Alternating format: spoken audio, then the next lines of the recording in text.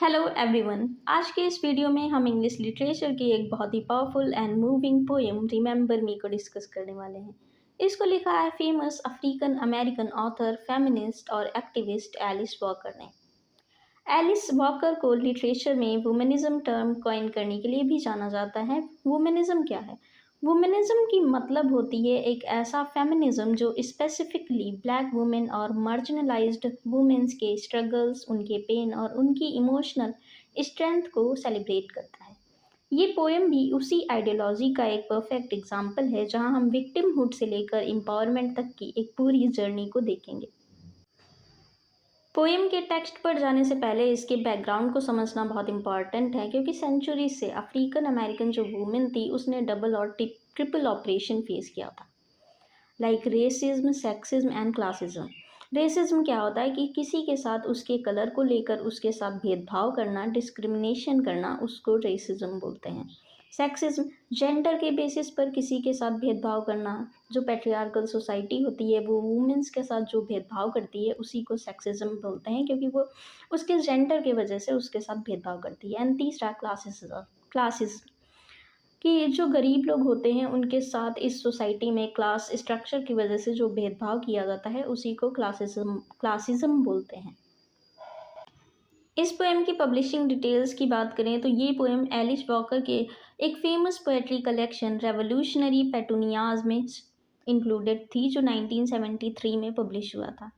ये poem civil rights movement के बाद के टाइम पर और ब्लैक फेमिनिस्ट मूवमेंट जो 1970s के अराउंड पर चला था उससे जुड़ी हुई है। एंड इस टाइम में अफ्रीकन अमेरिकन जो वुमेन्स थी वो अपनी पहचान, अपनी आइडेंटिटी, अपने संघर्ष और इंटरसेक्शनल ऑपरेशन, रेस और जेंडर दोनों के शिकार जो हुई थी वो लोग अपने बारे में लिख रही थी। उन्होंने अपने बारे में लिखना शुरू किया था। इस पोएम में एलिस वॉकर ने किसी एक पर्टिकुलर लड़की की बात नहीं की है। ये गर्ल या वुमेन पूरी ब्लैक फीमेल कम्युनिटी को सिंबलाइज करती है, जिन्होंने सदियों से एक्सप्लॉयटेशन झेला है या फिर सहा है। चलिए अब इस पूरी पोएम को लाइन बाय लाइन समझते हैं। तो पोएम की जो स्टार्टिंग होती है वो इन लाइन से होती है, I am the girl with dark skin whose shoes are thin. यहाँ सबसे पहले देखिए वर्ड गर्ल यूज़ किया गया है। ये ध्यान देने वाली बात है, क्योंकि पोएट ने वुमेन नहीं बल्कि गर्ल यूज़ किया है, जो उसकी इनोसेंस एंड कमज़ोरी को दिखाता है। I am the girl with dark skin उसकी रेशियल आइडेंटिटी को डिफाइन करता है। And who shoes are thin, thin shoes दिखाता है उसकी एक्सट्रीम पोवर्टी, गरीबी को। उसके पास मोटे जूते भी नहीं हैं जिससे वो मुश्किल रास्तों से बच सके या ठंड से बच सके, जो उसकी हेल्पलेस कंडीशन को दिखाता है। आगे पोएट लिखती हैं, I am the girl with the rotted teeth, I am the girl with the wounded eye and the melted ear. आगे पोएट लिखती हैं, I am the girl with the rotted teeth with the wounded eye and the melted ear. ये lines बहुत ही raw and shocking imagery का use करती हैं। Rotted teeth जो पोषण की कमी को दिखाते हैं और मेडिकल केयर ना मिलने को दिखाते हैं कि उसके जो टीथ हैं वो रोटेड हैं। I am the girl with the wounded eye और मेल्टेड ईयर्स उसकी फिजिकली और मेटाफोरिकली दिखा रहे हैं उस abuse, domestic violence and torture को जो एक लड़की ने झेला है। सोसाइटी ने उसे इस तरह से जख्मी किया है कि वो ढंग से ना देख सकती है ना सुन सकती है। वो ये उसकी physical deformities actually social cruelty को दिखाती हैं। वुंडेड आई मीन्स उसकी जो आंखें हैं वो जख्मी हैं। एंड मेल्टेड ईयर्स ये उसकी जो उसके साथ जो टॉर्चर हो रहा है उसको दिखाती हैं। अब आगे पर लिखती हैं, I am the girl holding their babies, cooking their meals, sweeping their yards, washing their clothes. अब स्टैंजर 2 में हम उसके डेली स्ट्रगल और एक्सप्लॉयटेशन को देखते हैं। होल्डिंग देयर बेबीज, कुकीज their meals, sweeping their yards, washing their clothes. यहाँ नोटिस कीजिए वर्ड देयर यूज़ किया गया है।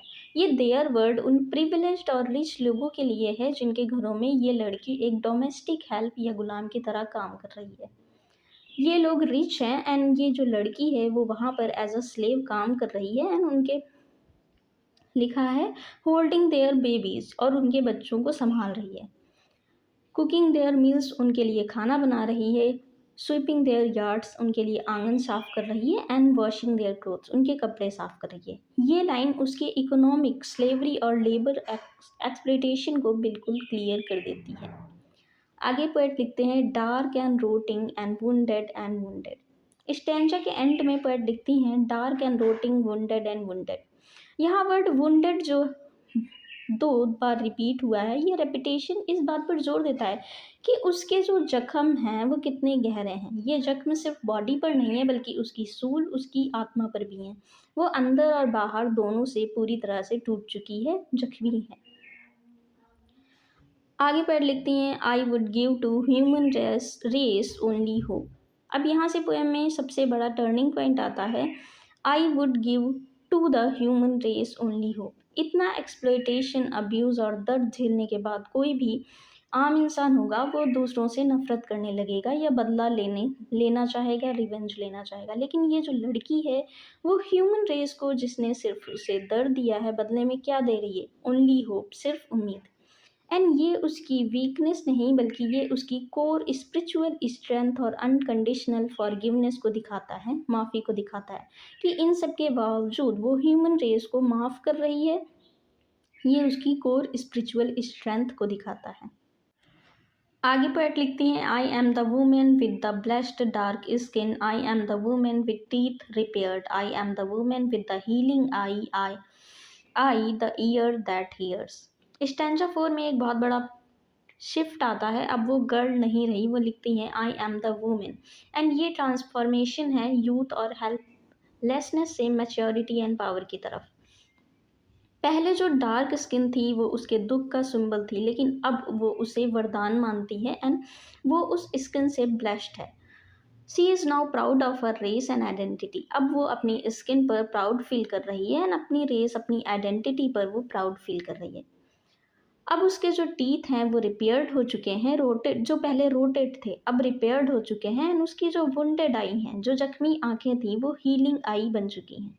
और उसके पास अब द ईयर दैट हियर्स हैं, मतलब अब उसके पास वो कान हैं जो सुन सकते हैं। ये दिखाता है हीलिंग प्रोसेस को, physical, mental and emotional recovery को, कि अब वो दूसरों की बातें सुन भी सकती है, समझ भी सकती है एंड देख भी सकती है, कि उसने अपनी आइडेंटिटी को एक्सेप्ट कर लिया है एंड अब वो अपनी स्किन पर ब्लेस्ड फील करती है, प्राउड फील करती है। I am the women dark repaired healed listening to you.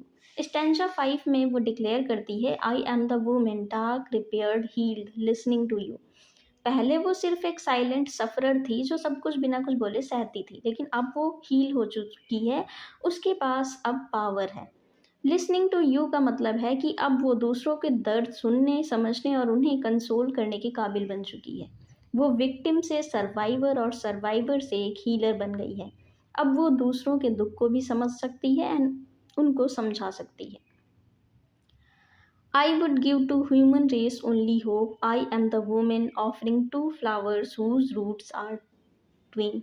Stanza 6 में फिर से रिपीट होता है I would give to human race only hope. ये रेपिटेशन हमें बताता है कि उसका जो उम्मीद देने का वादा था वो पक्का है। और स्टैंजा 7 में वो कहती है I am the women offering 2 flowers whose roots are twin. वो पूरी दुनिया को 2 फूल ऑफर कर रही है और उन दोनों फूलों की जो जड़ है, जो रूट्स हैं, वो जुड़वा हैं, एक ही जगह से जुड़ी हुई हैं। यानी कि वो एक क्वाइन की तरह हैं जिसकी 2 साइड्स हैं, justice and hope, hope and justice. वो 2 फ्लावर्स ऑफर कर रही है जिसका नाम है justice and hope, hope and justice. Let us begin. और वो 2 फूल कौन से हैं? Justice and hope, hope and justice. But यहाँ एक बहुत ही गहरी फिलोसफिकल बात कह रही हैं कि बिना जस्टिस के होप, उम्मीद ज़िंदा नहीं रह सकती एंड बिना होप के हम जस्टिस के लिए लड़ नहीं सकते। दोनों एक ही कॉइन के 2 साइड्स हैं। पोएम की आखिरी लाइन्स हैं लेट अस बिगिन। ये एक कॉल टू एक्शन है, या हम सबके लिए एक इनविटेशन है कि आइए सब मिलकर एक ऐसी इक्वल और फेयर दुनिया की शुरुआत करें जहाँ किसी का एक्सप्लॉयटेशन ना हो, किसी को मार्जिनलाइजेशन का सामना ना करना पड़े एंड सब अच्छे से इक्वली रहें। अब हम इस पोएम की थीम्स को देख लेते हैं। तो जो पहली थीम है रिसाइलेंस एंड ट्रांसफॉर्मेशन, कि कैसे एक हेल्पलेस गर्ल सारे दुखों को पार करके एक एम्पावर्ड वुमेन बनती हैं। एंड दूसरा जो थीम है वुमेनिज्म एंड रेशियल प्राइड, कि ब्लैक फीमेल आइडेंटिटी को रिक्लेम करना और अपनी डार्क स्किन पर प्राउड फील करना। तीसरा जो थीम है इंटरसेक्शनैलिटी ऑफ ऑपरेशन, कि रेस, जेंडर, क्लास के ट्रिपल डिस्क्रिमिनेशन को एक्सपोज करना। And the interdependence of justice and hope, ये बताना है कि न्याय और उम्मीद एक दूसरे के बिना अधूरे हैं। अब हम इस पोएम का critical analysis and literary devices को देख लेते हैं। तो इसमें आई am the girl and I am the women lines का बार बार रिपीट होना एनाफोरा है। इसी को एनाफोरा कहते हैं, जो सेल्फ आइडेंटिटी पर जोर देता है।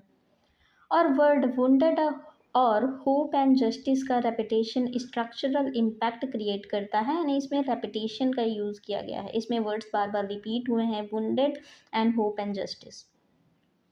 मेटाफर की बात करें, इसमें मेटाफर का भी यूज़ किया गया है। जैसे जो 2 फ्लावर्स, वो मेटाफर हैं एक आइडियल पीसफुल सोसाइटी का। इसमें इमेजरी जो है वो thin shoes, rotted teeth, melted ear, ये एक टैक्टाइल इमेजरी का बहुत ही परफेक्ट एग्जाम्पल है। एंड यहाँ पे यूज़ किया गया है रीडर को पेन महसूस करवाने के लिए।